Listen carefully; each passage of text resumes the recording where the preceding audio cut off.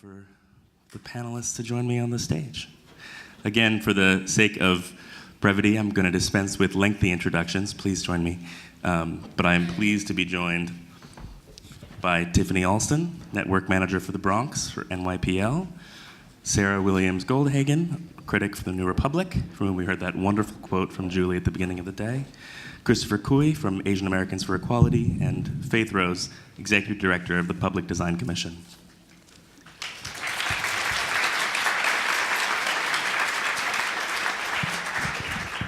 So we just heard some very interesting, very specific ideas. We went from the systemic at the beginning of the day and are now really honing in on how to get the most out of these existing wonderful public assets that we have with really specific spatial strategies.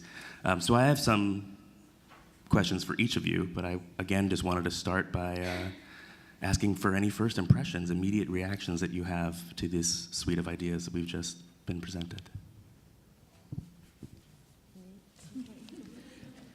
Well, for me, when do we start? Hunts Point is one of the sites that I currently oversee. And to see, Andrew, the drawings that you have, it's amazing. It'll maximize the space for the community, which is a huge need. The current library manager is really excited. She was really excited when you came. And she was just like, we'll have a green garden. And, you know, the community space that they have now is in a children's room. And it doesn't always accommodate all of the programming that they would like at the location. So, can you all hear me? I'm sorry. I'm really excited about the potential for the future. Excellent. Sarah, did you have an immediate reaction? Sure. Thank you. The presentations, including the one this morning, were just wonderful. This is very exciting to be here. I want to, these presentations and the ones earlier, I just would like to step back because I know we have policymakers and library people and architects and so on in the audience. I was reading the New York Times on the way in, of course, the horrible events with the failure to indict at least the second in a couple of weeks, the NYPD. And I was thinking, as a policymaker, when you have people asking you for funding for education, and funding for resources, and funding for public health initiatives, and funding for the elderly, and so on and so forth, why are you going to put library at the top of the list? And the reason you do is because by creating particularly a really vibrant branch library, you begin to solve all of those problems. And you do, I'm just picking up threads from what people have said, because these small branch libraries, which are, think of them as nodes located within, 15-minute walking distance from anywhere in a local neighborhood, can be social condensers. They're the only social institution to which everybody has access, that are not affiliation-oriented, group-oriented, that are not age-oriented, and so on and so forth, so our ethnicity. So it's the one place that really can welcome everybody and serve everybody. So I just wanted to put that out there as the reason why this little building that are spread and dotted all over the city that are effectively anachronistic because they were built as what we think of as libraries.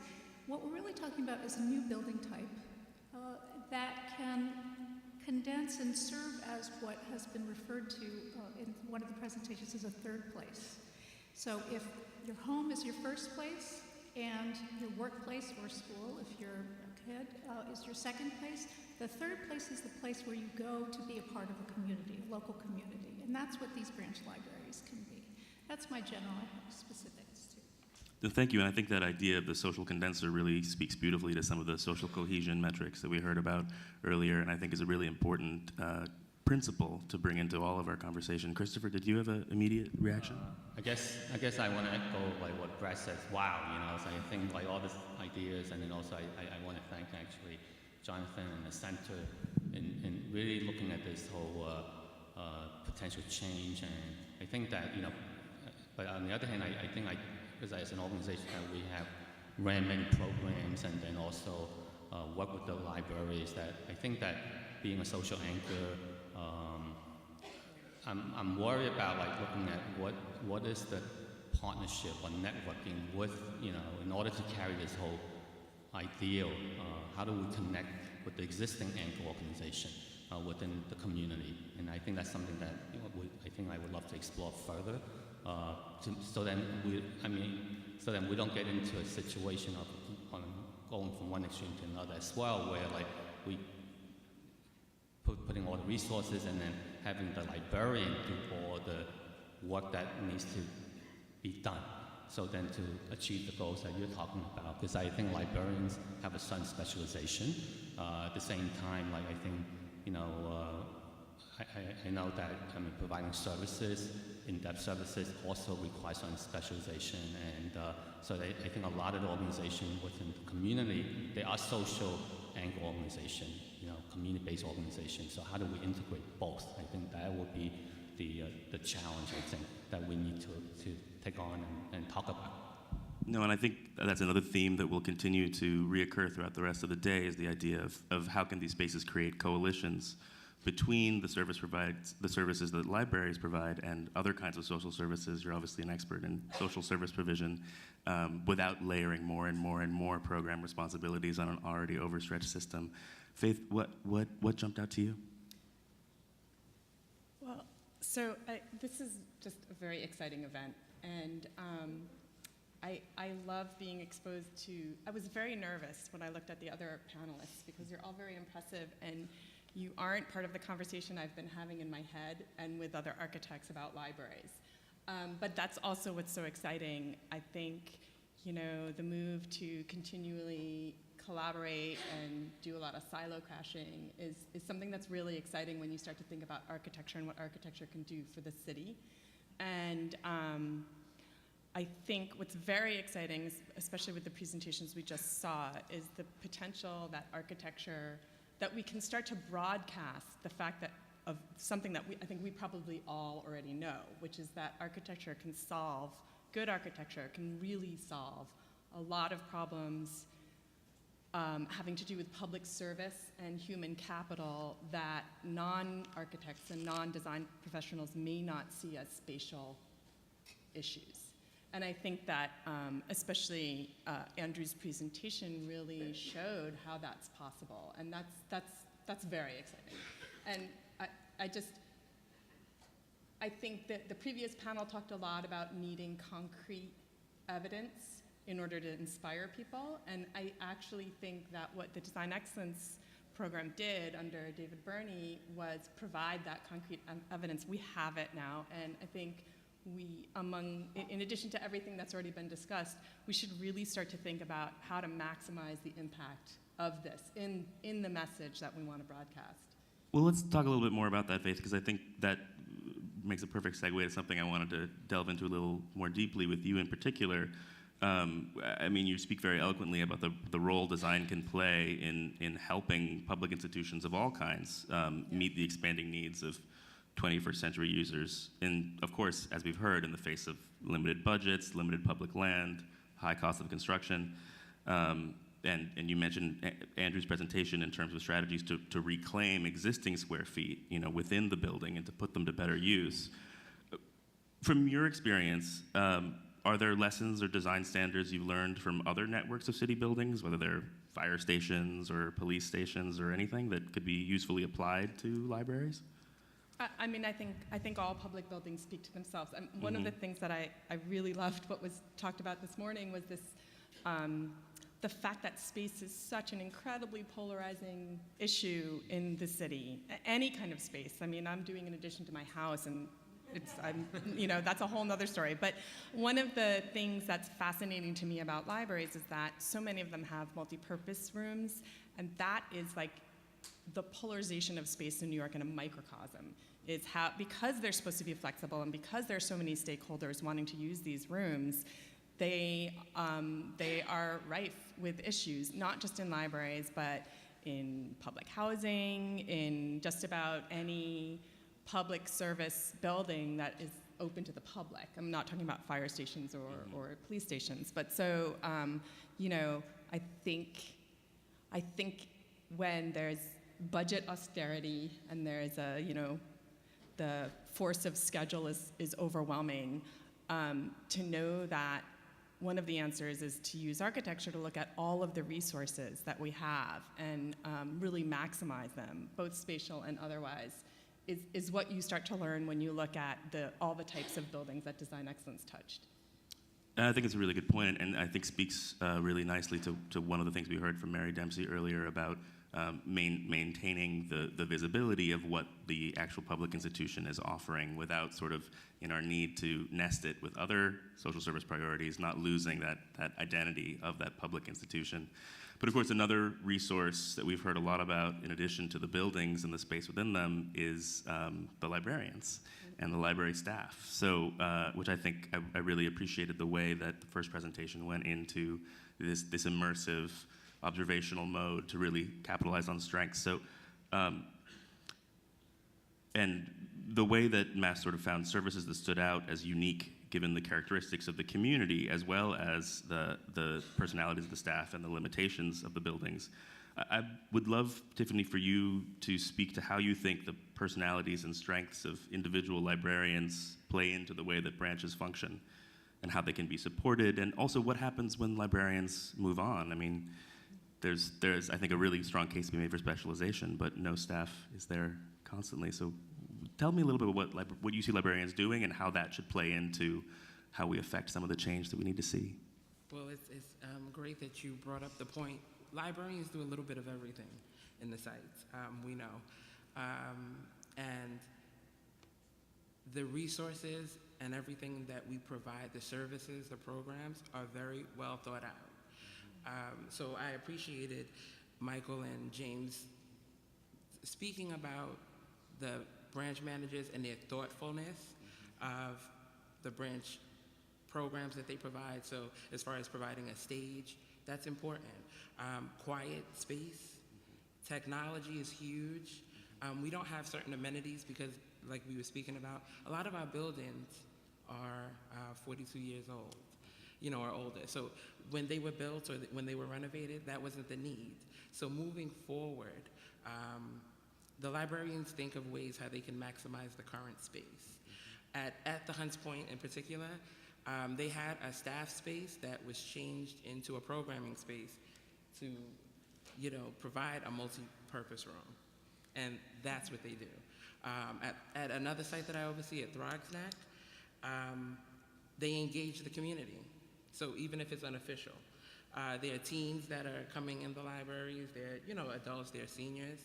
And at this particular site, there was a staff member, a librarian, who worked with the teens, and he noticed that there was a very quiet teen who would come in, and she would sit there amongst her group of friends who were a little rambunctious, but she would be sketching.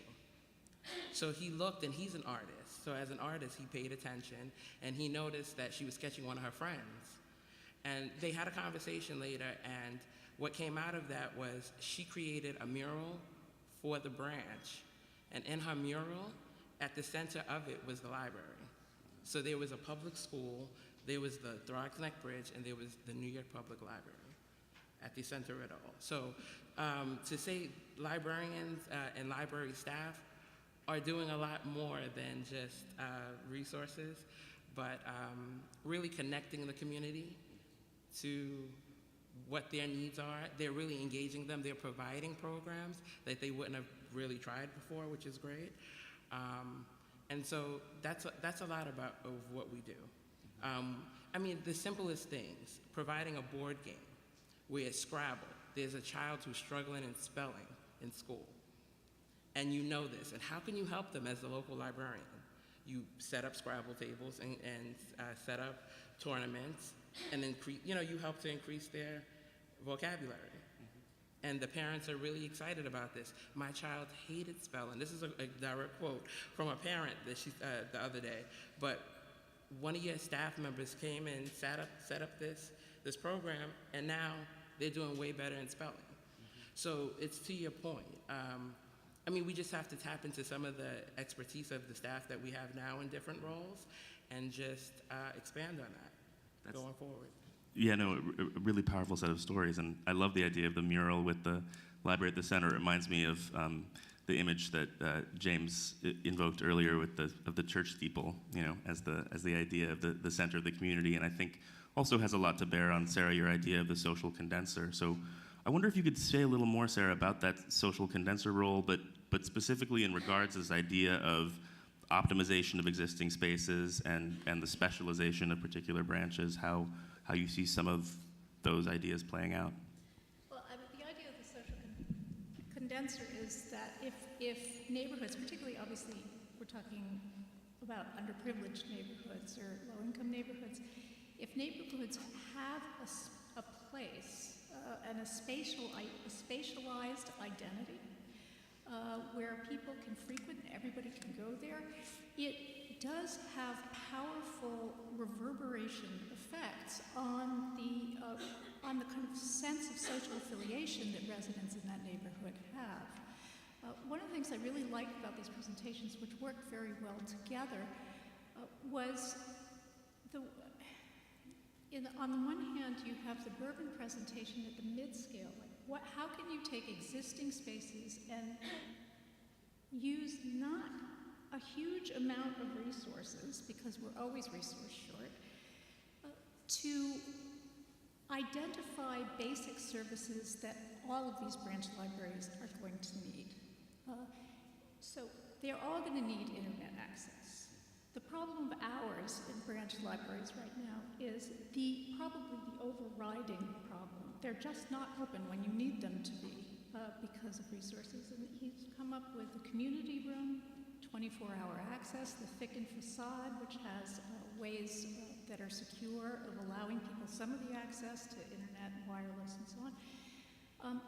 This is a critical part of the discussion. And the other critical part of the discussion, it was addressed by the Mass Design Group in the larger conceptualization of the relationship of these branch libraries one to another and the parceling out of different resources. The other consideration that Mass Solutions, the Mass Design Group Solutions, covers, I think, very, very nicely is that these local neighborhoods do have character that come from whether it's an overwhelmingly elderly population, as in Brighton Beach, or a population that's into dance and so on and so forth. And you can strengthen the identity of these places through design. These are architectural problems quintessentially, and both groups and both presentations have made that very clear in very different ways. One, you by conceptualizing the Mass Design Group, by conceptualizing what you can specialize and how, and Andrew Berman's presentation by conceptualizing what everybody needs, what will need to be everywhere. You know, as Karen said, I think this morning, the system is not flat. The needs are not evenly distributed. The world is not flat. The city is not flat. And there are specific needs that libraries address in very specific ways based on really intense demographic change and the specific needs of specific groups. Which leads me to ask you, Christopher, I mean, the Center for Urban Futures research on branch libraries highlighted in particular the crucial services that libraries provide to recent immigrants, from ESOL classes to helping citizens navigate questions of immigration and naturalization. And I read a story about you when you were recently arrived in this country and walked into a branch library at age 10. I was wondering if you could tell me a little bit more in the context of that anecdote or others what branch libraries mean to you and expand upon some of their importance to the community served by AFI's work. Wow, you know, I guess they do a research on you when they invite you to be a panelist. It was actually the first Google hit.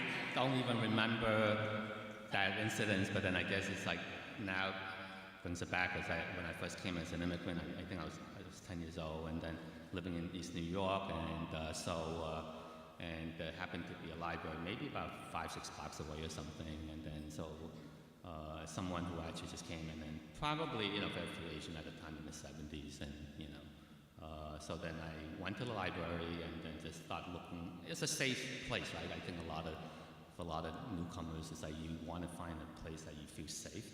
And I think for a lot of new immigrants today, it's the same situation where they feel like where can they go to get information, about what they can get housing, and then a lot of new immigrants now are looking at becoming citizens, and then where can they get that kind of services and support, and it is the library that they go to a lot.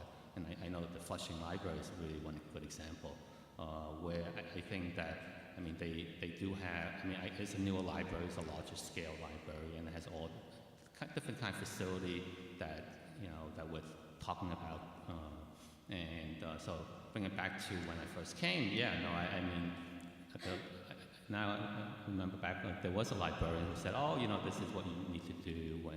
And what got me excited was that there was actually a contest of some sort, and said you can win 2 tickets to Yankee game. And I kind of like baseball or something. I just watched it and then said, wow, I have no idea where the Yankee Stadium is or was. And but you had to name 50 states. You have to name all the 50 states, and there was a contest, and then so that motivated me to really study. And somehow I did it.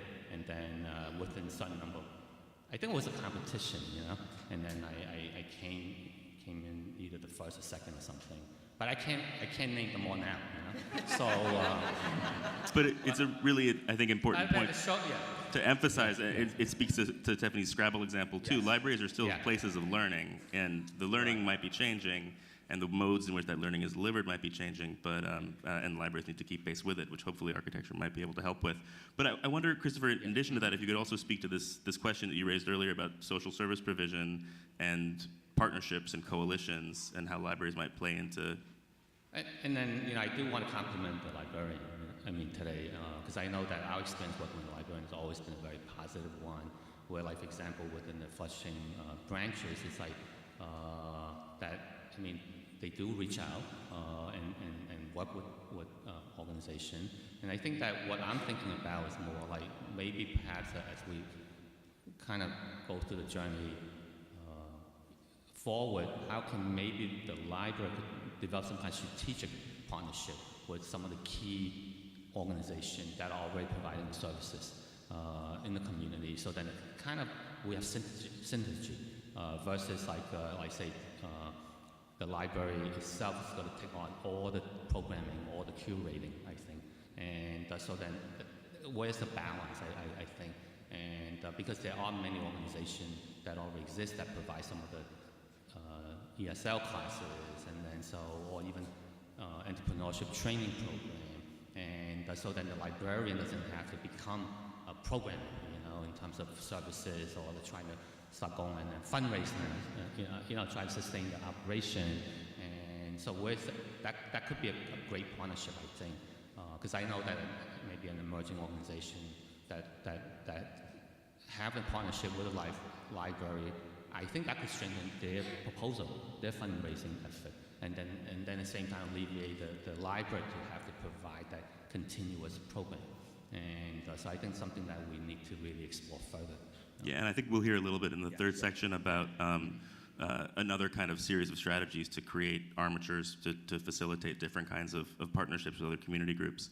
But Tiffany, your first reaction was when do we get started? And I'd love to hear from both you and Faith about what you guys see as some of the obstacles to perhaps implementing some of these design ideas. Obviously, there's the capital allocation questions that we talked about earlier, which we understand are very well detailed in Cuff's research. But what else do you see out there as standing in the way of getting to where we need to go? Beyond it is just engaging the community. So, just community engagement, ensuring that what we're providing will be utilized by the community, that it's relevant, that we're supporting the people, our users, our patrons. And I think that's the most important, is to really find out what the needs are so that we can, in turn around and really think about it and strategize, like you're saying, and partner with more organizations to provide the services that, we've grown accustomed to providing. Faith, do you have a reaction to that from where you sit? I I never know whether I'm learning something and it's just new to me or if it's new to the world. But one of the things that I feel really good about is knowing that there are architects that either participated in design excellence or before design excellence who really understand the library systems. There's this sort of, intellectual knowledge base that's really valuable. And I think that's a resource that can continue to be maximized and used against these obstacles that they just are what they are, and luckily architects are doers and can work around them. So, one thing that I think is really interesting about the collaboration with other services, I do think, of course, architecturally about that, and I wonder how new abilities to map information will help with that, to have sort of a spatial, almost like the grid you guys did, the little constellations of specialties, but also within other services, so you can really see what's there and what's walkable and what can be connected. Yeah, no, I think say for example, like you have a banquet space, right? That's actually a very nice idea. So then it's like I know that a lot of community, they would be able to use that, and then maybe the library could generate revenue, for example, from it, or have an operator, quote unquote, and to manage something like that. So then it's available to a lot of different users. Even like say some of the program space, maybe perhaps like some organization could have more of a longer term, lease, sublease, or whatever we want to call it. But then, very often I think organizations go to library and they can book a day. That's it, And then maybe perhaps like if they need to become a strategic partnership or develop a strategic partnership with the library, maybe they can use it every day. Every week, like from 3 to 4. So then try to find more that kind of aggregate that kind of demand in a way. So then to help your design. And I think the design is really nice. So it's fabulous. It's amazing actually. So. There's one other thing actually that I really wish we could do, not just with libraries, but we have DDC has so much data, as do other capital management agencies here, but we're not a research organization, I'm speaking in my previous job at DDC, and I feel like if only we could really access that data and really make it usable, because I think one of the problems is that it's hard to estimate what the costs are, and you're working against knowing you don't have enough budget anyway, and there's all this data, but we're not set up to analyze it. So I think other partnerships, and I don't know how this works, but maybe other partnerships between an economic think tank who could access our data, or something that could really start to give the libraries the knowledge that we have that they can then use to figure out revenue issues or capital budget issues. I have some ideas of a think tank that might be in the room that might be Talk able to to Terry help you. Don't want to volunteer any specific new work for you, Jonathan and David, but no, I think it's really important, and we've certainly seen the importance of the role of data on the grand scale, as well as what I've heard from all of you today is the value of learning from the people who have the qualitative data on the ground, the librarians and the users as well, who obviously need to generate a lot of this. So we're going to head to lunch in just a minute or two. Sarah, do you have any final thoughts to cap us all off?